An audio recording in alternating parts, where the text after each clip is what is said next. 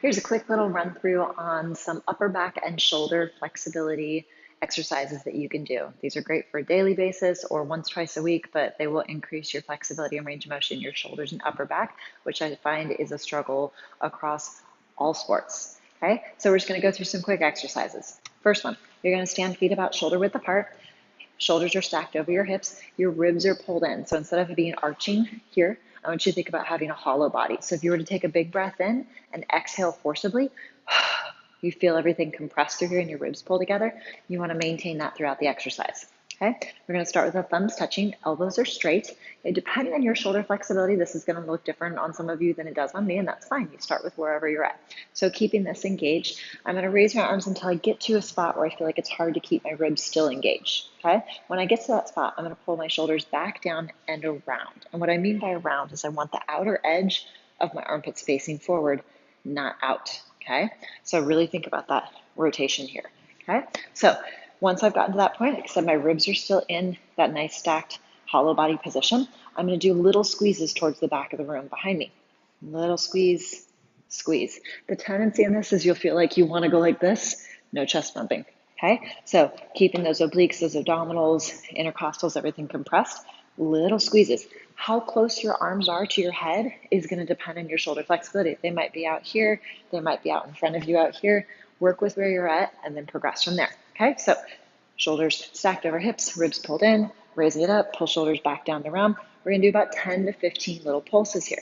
Depending on where you're at with these, if these are new, sometimes it helps to stand with your back against a wall so you can feel your shoulder blades on the wall and then have the wall be your reference to try and find the wall. Okay, a good point of reference on this is I want my shoulder blades touching the wall and also the bottom of my bra strap, whether you wear a bra or not, think roughly that location, upper mid back. Okay, so 10, 15 of these little pulses.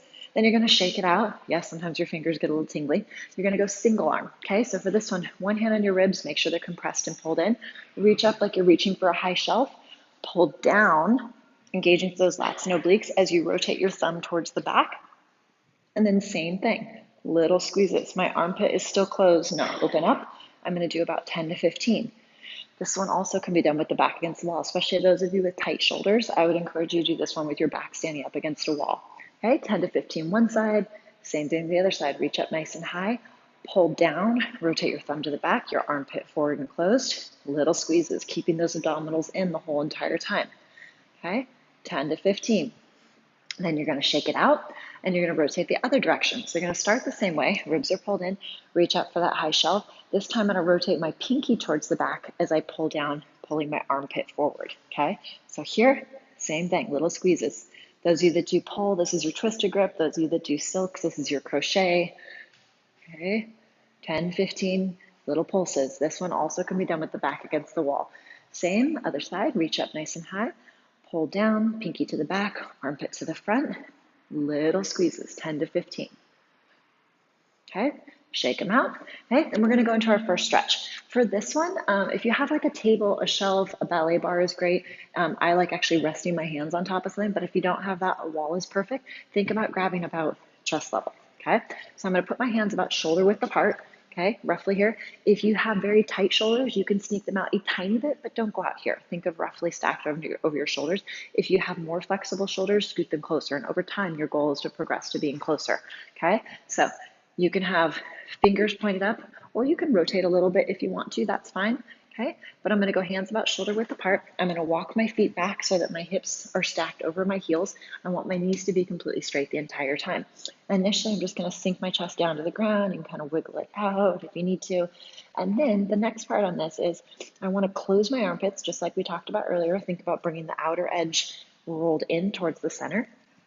And I'm going to keep pressing my armpits towards the ground as I inhale and tuck my pelvis.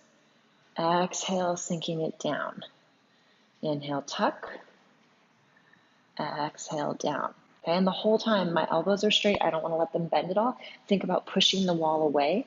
Okay, so what should be happening is all of these muscles up here should be engaging and pressing your chest towards the floor, and only your lower back is tucking. Okay, the whole reason for doing this is that what tends to happen is our lower back tends to want to absorb a lot of it. So when I inhale and tuck, you'll feel the stretch move more up into your upper back and shoulders. Okay, so you're just going to hold this one for about a minute.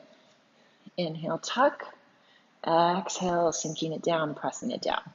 Okay, if your fingers start to get numb, tingly, definitely come out of it. Sometimes things get a little nervy when we're stretching and our body's pushing into ranges of motion that sometimes it's not so familiar with. The second one we're going to do is called moose. For this one, same distance with the hands, about shoulder width apart, same progression. Over time, your goal is to get them closer together. With this one, I'm going to put my chest to the wall. My feet, I'm going to start about a foot away from the wall. Okay, if you have pretty flexy shoulders or bendy back, you might go farther away. If you have very tight shoulders or back, you might start close, but think of like roughly a foot. And it's better to start a little too close and ease your way back than start too far away. Okay, so hands are going to go up on the wall. I'm going to go chest to the wall, and I want to try and be looking up to the ceiling. A lot of us tend to be very tight through our neck and chest because we spend a lot of time like this. Okay, so oftentimes it takes a while to get this to open up and relax. So my chest is up. I'm going to close my armpits to the wall also with this one. My chest is to the wall. I'm going to slide down to where I feel like my chest starts to be able to barely touch the wall. And then I'm going to work on engaging these muscles in my back to try and press my armpits to the wall while lifting my chin to the ceiling. And then the icing on the cake, the last little fun part, is I'm then going to try and tuck my pelvis, which will once again move that range of motion up into my upper back and my shoulders. Okay, so this is how it's going to look because it's kind of hard to talk in it sometimes.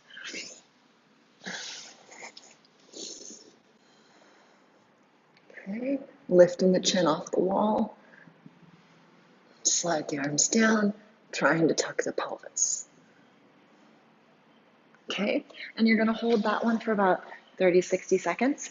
It's not passive. I am trying to relax these muscles, but I'm actively engaging through my upper back, through my neck, and then also trying to find that pelvic tuck. So you can think of the pelvic tuck in multiple ways. You can think of trying to tuck your pelvis, or you can think of trying to pull your belly button away from the wall. Pretend there's like a spike right there and you're trying to come away from it. Okay, so those two are going to stretch and strengthen the shoulders.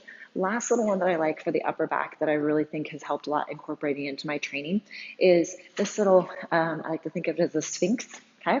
So you're gonna start laying on your stomach on the floor, and I'm going to slide my hands forward and press up so I can lift up as far as I can without my bottom rib coming off the ground. So that very bottom one, that floating rib that's not attached to your sternum, I wanna keep that one on the ground and not let it come up off the ground, okay? So I'm gonna push with my hands forward and down, bringing my shoulders back and down away from my ears until I get to that highest point. Leg distance, they can be feet together, feet as wide as your mat, don't go out wider than that, okay? And I'm thinking about slightly tucking my pelvis. I don't want to be arching up, those of you with that lordotic curve, okay? Just think about neutral pelvis. So I'm pushing the shoulders back and down. I'm really thinking pull my shoulders back this way using all those muscles in my upper back. Okay, once I've located that highest spot, basically I'm trying to find that engagement in my upper back. Think of bottom of the bra strap there. I'm going to lift my arms off the ground and try to maintain that position, okay? You're gonna hold for a second, and then you're gonna do 10 lifts, peeling up, down, and up, trying to find that same upper back. Okay, so my goal is to lift up, pulling my shoulders back and down, away from my ears, trying to lift up as far as I can so that only that last little rib is on the ground. You should just be feeling this in your upper back. It shouldn't be in your lower back, okay? So you're gonna do about 10 to 15 of these. If you do start to feel it in your low back, it's either A, you're going too far, B, your muscles in your upper back are fatiguing and all those other accessory muscles are trying to kick in, okay? And it could be in the very beginning, you don't go very far, but over time, the goal is to get higher at it. Something to be aware of, arm position. Make sure you're not pinching your elbows together here because that tends to really pinch through the shoulders and upper back. I wanna keep my back nice and broad, so I think of lifting my palms and dropping my elbows so that the differences in my back is gonna be here versus here. Okay, so I don't want pinchy shoulder blades. I want nice broad shoulder blades. So you should feel this right about this upper back area. Okay, so try adding these into your training. Spend about 2 to 5 minutes. I would recommend going through each of them twice. Pick a number, 10, 15, 20, roughly. Listen to your body. If you start to feel pinching or straining, you may have to ease off on them. If you have any questions or comments, please feel free to leave those below. Requests for future tutorials, I always like hearing those as well. And thank you so much for watching.